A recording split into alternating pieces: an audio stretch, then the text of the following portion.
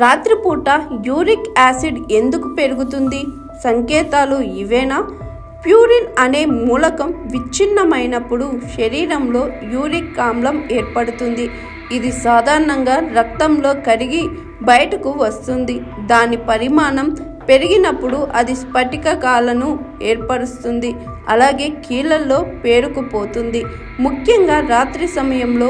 అటువంటి పరిస్థితుల్లో శరీరం మనకు కొన్ని సంకేతాలను ఇస్తుంది. వీటిని గుర్తుంచుకోవడం చాలా ముఖ్యం. కీళ్ళలో అకస్మాత్తుగా తీవ్రమైన నొప్పి. యూరిక్ యాసిడ్ పెరిగినప్పుడు మొదట కీళ్ళు ప్రభావితం అవుతాయి.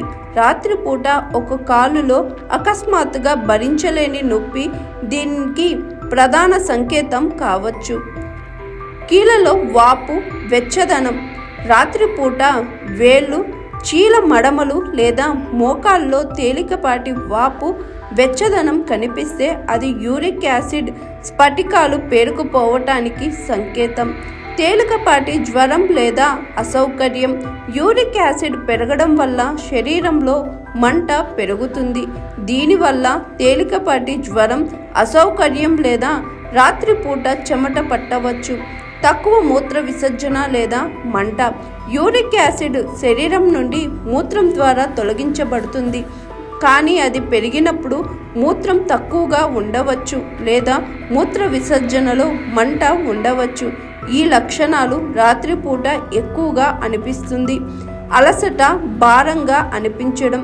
రాత్రిపూట శ్రమ లేకుండా కూడా శరీరం బరువుగా అనిపిస్తే లేదా నిద్ర తర్వాత కూడా మీరు ఉత్సాహంగా లేకుంటే ఇది అధిక యూరిక్ యాసిడ్ కారణంగా జీవక్రియ సమతుల్యత లక్షణం కావచ్చు. తలనొప్పి. రోజంతా కీళ్ళల్లో నొప్పి ఉండదు, కానీ ఈ నొప్పి రాత్రిపూట మాత్రమే సంభవిస్తే ఇది యూరిక్ యాసిడ్ సమస్య అని అర్థం చేసుకోవాలి.